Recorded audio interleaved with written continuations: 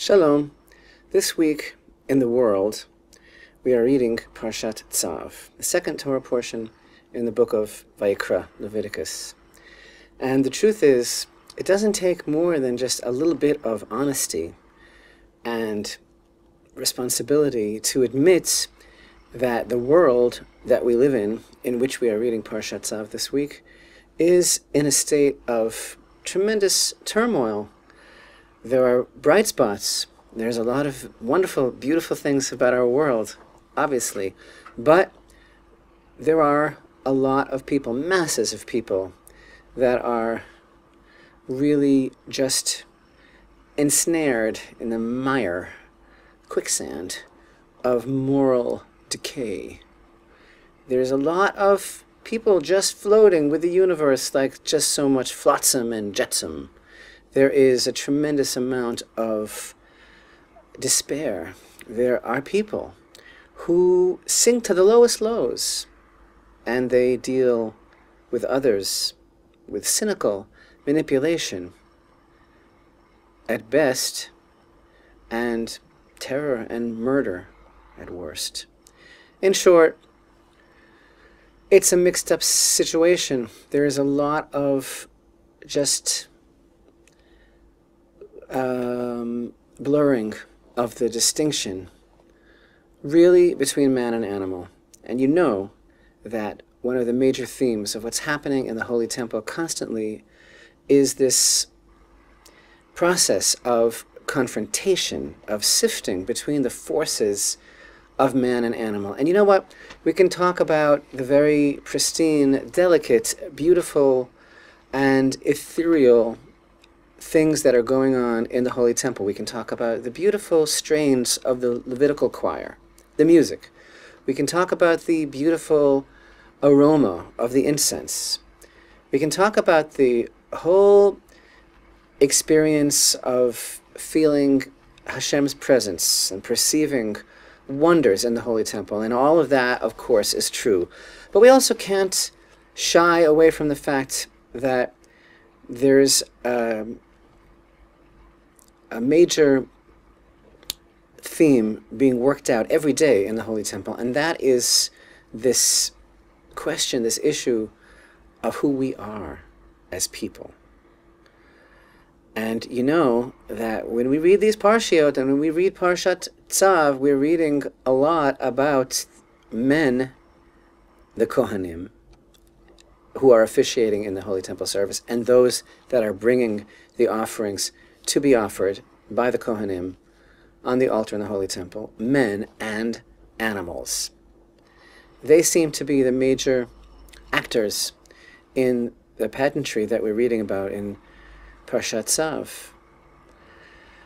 And again, brutally honest is what we have to be, looking at the world and seeing that something is terribly wrong with the mix, because there is so much of a terrible blurring of the divine image in which people were created. And that's why we have so much abuse of power, why we have so much inconsideration, why we have so much enslavement, every sort of crime that is perpetrated against humanity by human beings, the cruelty of man to man, is actually coming from a deep place of darkness within a certain part of the human soul, and it's really what we have in common with the animal world, because we also have an animal soul, just like animals, but we have something that the animals don't possess, and that is the godly soul, the divine image. And there's something going on all the time in the Holy Temple wherein there is a process of separation. But it's a direct, fully frontal, visceral confrontation that's going on there. And the key to understanding all of this is back in the first Torah portion of Vayikra, Parashat Vayikra, in the second verse. And in the second verse of that portion we read, "Speak to the children of Israel and say to them, when a man among you, Adam, ki yakriv mikem korban Lashem, when a man among you brings an offering to Hashem from animals, from the cattle or from the flock, shall you bring your offering. So we're setting a tone. Hashem is making it clear from the very beginning. There's no apologies here. There's something very wrong if you think that we have to apologize. Hashem is saying, if you think that I have to apologize, are you a man if you are a man? When a man amongst you realizes what's been going on here and wants to rise above this terrible bedlam of confusion, this is what you have to do. So here in Parashat Tzav, we have a lot of details, a lot of rules regarding the korbanot, korban again, offering, from the root kuf, resh, bet, to draw close, to become involved in a relationship. And so something about bringing the korban is bringing us closer to God.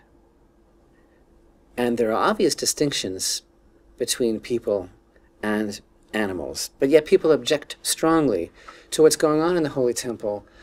And they talk about this ritual, they talk about this cult of the temple, they call it, and they say, what do the animals do? Why do they have to suffer? What kind of God would call for such destruction? Is he some insatiable deity of vengeance and bloodlust who needs to be satisfied? And of course the Torah's answer is no. It's not even about God, really. It's about us. Because if Korban is about drawing closer to God, well, of course, one of the most primary principles of our understanding is that God doesn't change. So if there's something that needs to be adjusted in the equation of our coming closer to God, it's not about him coming closer to us, because he would love to be close to us, he tells us, and he is always close to us. But we, by being confused and by darkening the divine image, we draw away from him. But when we bring the korban lehitkarev, when we bring the offering in order to come closer to him, then something is happening here. But it's not happening to him. He is not happy now and satisfied and mollified and appeased because of an animal being slaughtered. He is satisfied, as it were, nachat ruach that he has, is when he sees that the man that he created in his image is dealing headlong with the situation that he created. And that is the process of our coming closer to God. And in that context, it can be said that what's really being offered on the altar, vicariously, part of the experience, is that side of a man's personality. It's really himself, but the darker side of himself, the animal side of himself, that he's really offering on the altar. This is going on all the time. Yes, there are things happening in the Holy Temple that are far more, if we can say delicate or gentle to describe. But make no mistake about it, a central aspect of the daily service in the Holy Temple is this constant confrontation which brings about a rectification, an ennoblement of the human spirit. And to all those who say, sounds like a big slaughterhouse to me, of course, we all know that the world is a big slaughterhouse today. Because who is making an effort today to dare to admit with the ultimate humility that we as people can become animals and that it has to stop? There has to be a line drawn where we say, no, this is not the purpose of life. So we have this common denominator with the animal world, the nefesh habahamit, the animal soul. And when we bring the korban, and we have the zvicha, the slaughtering, for the sake of bringing it as an offering, You know what that really is? That is the statement, and again, it's Hashem who's telling us to offer these animals. This is not some assembly line of just, again, an attempt to satisfy some insatiable pagan god that wants to see this in order to allow life to continue. No, this is God giving man an opportunity to elevate his life. The life force within the animal world, it's not the same as the life force within a person. And anyone who has a problem with that, I suggest to you, check out their agenda. People who are extremely proactive regarding animals' rights to the extent that they become insensitive to people's rights, check it out carefully. There's something going on there. But when a man brings the offering, and the offering is slaughtered for Hashem's sake, this is like a statement that the life that I led until now, I am negating. And I want to go on from here in a different direction. And the aspects of the avodah, very complicated laws here in these parshiot. The tossing of the blood by the Kohen on the corner of the altar, the burning of the innards, the offering of the fat and the blood, and the eating of a portion of the offering. All of these aspects of the service form a sort of new resolution. If the shechita, the zevicha itself, the slaughtering of the offering, negates sort of the negative side of the life force, which the person inadvertently allowed himself to become involved in, these other aspects of the service, they are a confirmation of the positive. Now, the slaughtering of the animal, that really is a statement that the person is making, that I am no longer living only for myself. In eating a portion of the offering, the idea is that I am able to receive back that which had been offered. And thus the act of eating itself is given a holier meaning. It is elevated. The Torah demands us to give up a life which is wholly physical in order to allow ourselves to rise up to a higher life, to a fuller life. A life that's lived for Hashem, a life that's lived for the purpose of fulfilling His will on earth. And in order to facilitate that, it's necessary for us to realize that we have to, that a purely physical life is only ruled by a selfishness. And that's what has to be given up. And it's very important to note the portion of the offering which is eaten. If we would be slaughtering an offering without eating anything of it, that would be part of this lie, which is perpetuated by those that look at this avodah very superficially and think that this is just some sort of destruction, again, which gratifies or appeases the gods. But when a portion of the offering is also eaten, it's really showing that man has a godly calling. And this is not about some act for God as much as it is an act for us to be able to realign all of the forces within ourselves and to totally adjust ourselves to the reality of who we are striving to be, who we are trying to be all the time. There's a philosophy called materialism. And part of the idea of materialism is that the only thing that exists is matter. Everything is just matter, energy. All things are composed of material, and everything, all phenomena, including consciousness, is just a result of material interaction. And that matter is is the only substance, and that's it. And the Torah is very much against this worldview, and thus,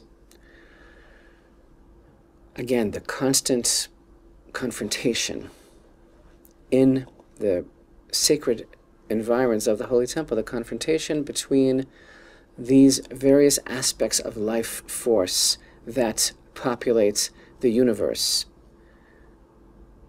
and that actually are all within a man who is a composite of all of these different forces and who is locked in this struggle. And the struggle is something that he has to go through in order to perfect himself, and the confrontation is something that he has to address. And that's what the Holy Temple is all about. And so we find also in our Parsha, in Parashat Tzav, in addition to the various offerings, Thanksgiving offering, the consecration of the Kohanim, we find the prohibition against eating the fat of an animal and the blood of an animal. And these are things that are also offered on the altar. And in our understanding of this battle that's being waged in the Holy Temple against the view of materialism, that everything is all the same, that there's no difference between man and animal, that all life is the same, in this context we can also understand somewhat on a symbolic level part of the idea of the prohibition against the fat and the blood to be eaten, but only to be offered on the altar. The blood is representative of this active life force of the animal. It's what keeps the animal alive. The fat is what nourishes the body in times of trouble and distress. They both symbolize the animal life. And this is what materialism teaches, that life is life. There's no distinction whatsoever. There's no difference between a man's life and an animal's life. And that part of the lie of the vision of materialism is actually true, that life is life. But it would be a lie for us to believe that man lives an animalistic life and cannot aspire to more than that, and that he has no opportunity to overcome the materialistic life or to sanctify it, and that he's destined to live the same life as an animal. And thus, we bring both of these components of the life of an animal to the altar, of the blood and the fat of an ox, or a lamb, or a goat, specifically because of our identification with that part of the animal force inside of us. But when we bring these as part of the korban, the offering, whose very root is the idea of drawing close, when we bring this as part of the korban to the altar, those things which we are prohibited to eat, this is another form of distinction and differentiation between the life force of a man and the life force of an animal, because we have the opportunity to elevate our lives and to sanctify them to God. And that is the process that's really taking place in this constant arena of direct confrontation and the healing process of the ennoblement of the human spirit, which is so lacking and so obviously missing from the world today. And when the offering, when we're told that it is lechaper al nafshotechem, that it facilitates and affords the opportunity for an atonement for your soul, it's precisely because what we are bringing to the altar, we realize, is also within us. And the error of our way and the propensity that we may have, the inclination that we may have to spiral downwards into the terrible abyss of the mixed up confusion between humanity and the animal world, which is so prevalent in the world today. This is our opportunity for atonement, the refinement, the ennoblement, the elevation of the human spirit, which heretofore has been locked in this struggle and sometimes loses in the Holy Temple, God gives us, according to his master plan for the universe, in that sacred space which brings about the tikkun for the whole world, as it were the gate of Eden, that place gives us the opportunity to rise above and to become human beings again.